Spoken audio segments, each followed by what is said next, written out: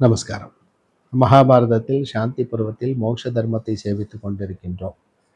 இன்று நாம் சேவிக்கும் இந்த அத்தியாயத்தில் ஜாஜலிக்கும் துலாதாரனுக்கும் தர்மம் நிமித்தமாக நடந்த சம்பாஷணை குறித்து தான் சேவிக்க இருக்கின்றோம். புத்திமானான அந்த துலாதாரன் புத்திசாலியான ஜாஜலி என்ற முனிவர் அப்பொழுது அவரை பார்த்து ஒரு வார்த்தை சொன்னார். துலாதாரன் என்ன சொன்னார் என்பதை நேற்று நாம் சேவித்தோம். அதை கேட்ட ஜாஜலி என்ற முனிவர் இப்பொழுது பேச ஆரம்பிக்கின்றார். ரசமுள்ள எல்லா வஸ்துக்களையும், எல்லா வாசனை பொருட்களையும், விருட்சங்களையும், ஔஷதிகளையும் விற்கின்ற உமக்கு சிறந்ததும் நிலைத்ததுமான இந்த ஞானமானது எதனால் உண்டாயிற்று? இந்த விஷயத்தை எல்லாம் எனக்கு சொல்லு என்று கேட்டார். புகழ்பெற்ற வேதியர் இவ்வாறு கேட்க தர்ம அர்த்தங்களின் உண்மையை உணர்ந்த துலாதாரர் என்கிற வைசியன் தர்மங்களுடைய அந்த சூக்ஷ்மங்களை சொல்ல ஆரம்பித்தார். ஜாஜலியே, ஜனங்கள் எல்லா பிராணிகளுக்கும் நன்மை செய்யும் எல்லாரிடத்திலும் சிநேகத்திற்கு காரணமும் அனாதியமாக சொல்கிறதும் இரகசியமும் சனாதனமுமான தர்மத்தை நான் அறிவேன். ஜாஜலியே, எல்லா பிராணிகளுக்கும் துரோகம் இல்லாவது அல்லது அவசியமானால் அற்ப துரோகத்துடனாவது இருக்கும் ஜீவனம்தான் சிறந்த தர்மம். அதனால் நான் ஜீவிக்கின்றேன். நான் சிறிய குச்சிகளாலும் புற்களாலும் வீடு கட்டி கொண்டிருக்கிறேன். நான் செம்பஞ்சு, பத்மகம், துங்ககம், உயர்ந்ததும் தாழ்ந்ததுமான வாசனை பொருட்கள், கல் தவிர பலவிதமான அந்தந்த ரச பதார்த்தங்கள் இவைகளை எல்லாம் கபடமின்றி பிறரிடமிருந்து விலைக்கு வாங்கி விற்கின்றேன். ஜாஜலியே, செய்கையினாலும் வாக்கினாலும் மனத்தினாலும் எல்லா பிராணிகளுக்கும் மித்திரனும் அவைகளுடைய ஹிதத்தில் பற்றுதல் உள்ளவனுமாய் இருக்கிறவன் அவன்தான் தர்மத்தை அறிந்தவன். ஜாஜலியே, நான் ஒருவனையும் அனுசரிக்கிறதும் இல்லை, விரோதிக்கிறதும் இல்லை, துவேஷிக்கிறதும் இல்லை, விரும்புகிறதும் இல்லை. எல்லா பிராணிகளிடத்திலும் சமமாக இருக்கின்றேன். என்னுடைய விரதத்தை பாரும். ஜாஜலியே, என்னுடைய தராசும் எல்லா விஷயத்திலும் சமமாகவே இருக்கிறது.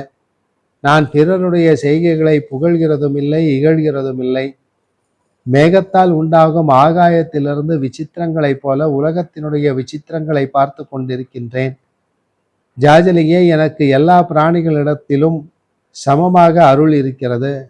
இஷ்ட வஸ்து அனிஷ்ட வஸ்து இரண்டும் அற்றவனான என்னால் விருப்பு வெறுப்பு இரண்டும் வெளியில் விலக்கப்பட்டன.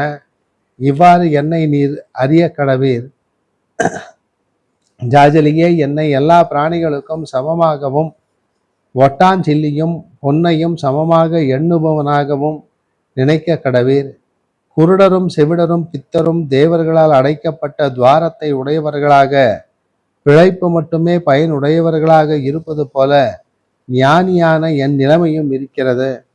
பிராய முதிர்ந்தவர்களும் நோயாளிகளும் வலியுற்றவர்களும் விஷயங்களில் விருப்பம் இல்லாமல் இருப்பது போலவே எனக்கும் அர்த்தத்திலும் காமத்திலும் போகத்திலும் விருப்பமில்லை.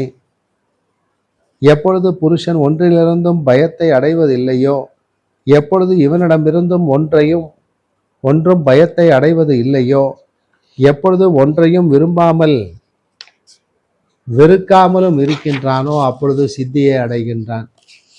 எப்பொழுது காயத்தினாலும் வாக்கினாலும் மனத்தினாலும் ஒரு பிராணியினிடத்திலும் கெட்ட எண்ணத்தை செய்யவில்லையோ அப்பொழுது பிரம்மத்தை அடைகின்றான். எல்லா பிராணிகளுக்கும் பயத்தை உண்டு பண்ணாமல் இருப்பவனுடைய தர்மத்திற்கு சரியான தர்மம் இதற்கு முன்னும் இப்பொழுதும் இனி மேலும் இல்லை. அவன் அபயமான ஸ்தானத்தை பிரம்மத்தை அடைவான். குரூரமான வார்த்தையும் கடின சிக்ஷையும் உடைய எவனிடமிருந்து எல்லா உலகமும் மிருத்யுவின் வாயை கண்டு நடுங்குவது போல நடுங்குகிறதோ அவன் மிக்க பயத்தை அடைவான். விதிப்படி இருக்கிறவர்களும் முதியவர்களும் புத்திர பௌத்திரர்கள் உள்ளவர்களும் ஒருவரும் துன்பம் செய்யாதவர்களுமாய் இருக்கிற பெரியோர்களுடைய நடக்கையை நாம் அனுஷ்டிக்கின்றோம். நித்தியமான தர்மமானது சில பாகத்தில் வேறுபட்ட சதாச்சாரத்தில் புரண்டு நஷ்டமாகிவிட்டது. அதனால் வித்வானும் தபசியும் காம குரோதங்களை வென்ற பலவானும் கூட, அதாவது காம குரோதங்களை விற்ற பலவானும் கூட மோகிக்கும்படி செய்யப்படுகிறார்கள். ஜாஜலியே புத்திமான் ஆச்சாரத்தினாலேயே விரைவாக தர்மத்தை அடைவார். நல்ல கர்மங்களால் அடங்கி துரோக சிந்தனை இல்லாமல் நடந்து வருபவனுக்கு இந்த உலகத்தில் நதியில் தானாகவே மிதந்து வருகிற ஒரு கட்டையானது தானாகவே மிதந்து வருகிற மற்றொரு கட்டையுடன் சேருகிறதும், பிறகு அதில் அங்கிருந்து மற்றும் சில கட்டைகளும் குச்சி குப்பை கூளங்களும் சேர வேண்டும் என்கிற விருப்பம் இல்லாமல் ஒரு கால் தாமாகவே வந்து சேருகிறதும் போல புத்திர மித்திராதிகளின் சேர்க்கையும் உண்டாகிறது. எவனிடமிருந்து ஒருபோதும் ஒரு விதத்தாலும் ஒரு பிராணியும் பயந்து நடங்காமல் இருக்கிறதோ அவன் எப்பொழுதும் எல்லா பிராணிகளிடமும் பயமில்லாமையும் அடைவான்.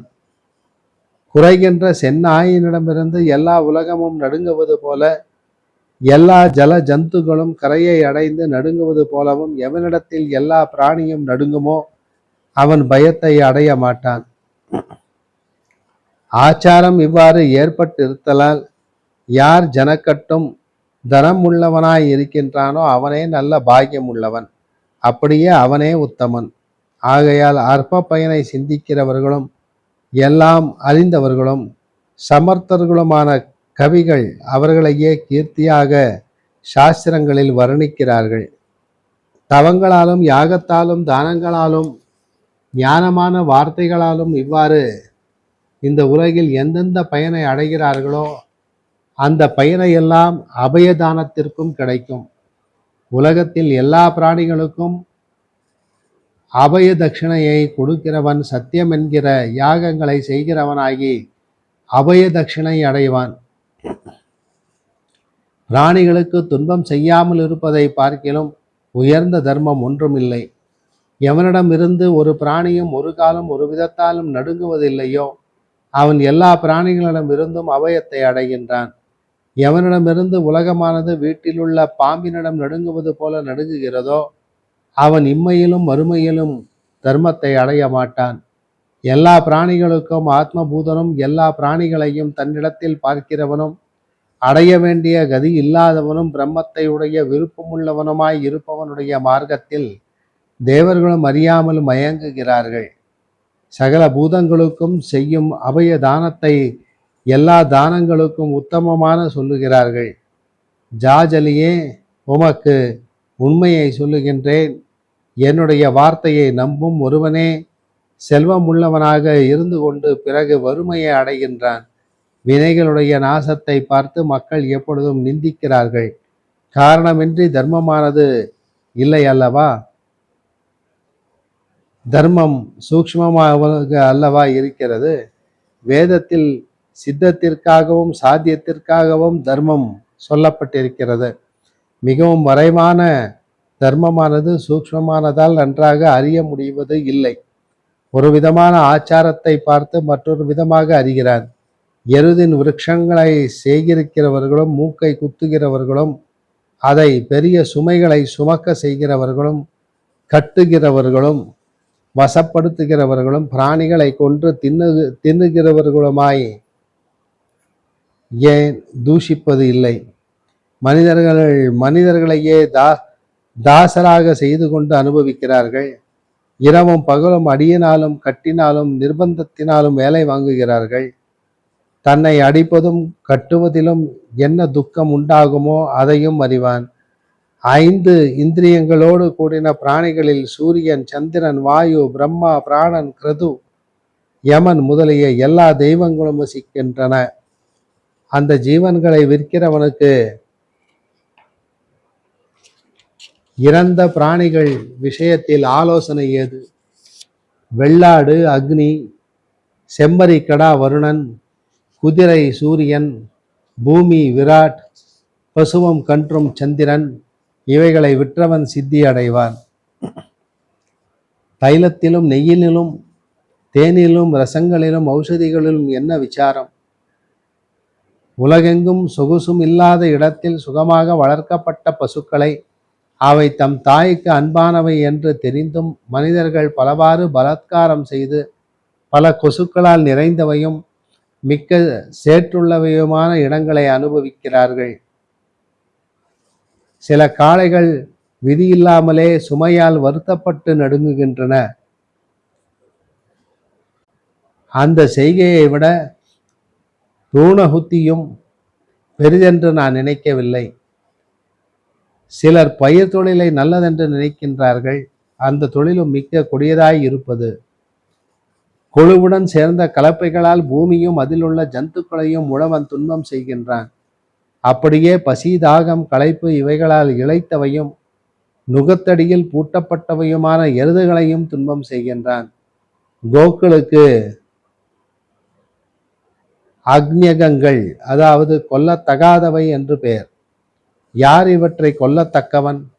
யார் வீணாக கோவை துன்புறுத்துகின்றானோ அவன் பெரிய தீங்கை செய்தவனாவான்.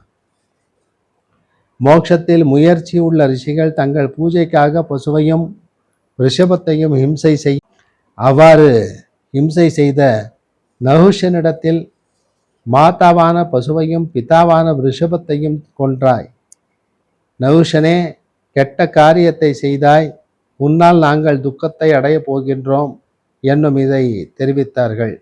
ஜாஜலியே புகழ் பெற்றவர்களும் மகாபாகியவான்களுமான அந்த ரிஷிகள் அந்த பாவத்தை அதாவது 101 ரோகங்களாக செய்து எல்லா பிராணிகளிடத்திலும் தள்ளினார்கள்.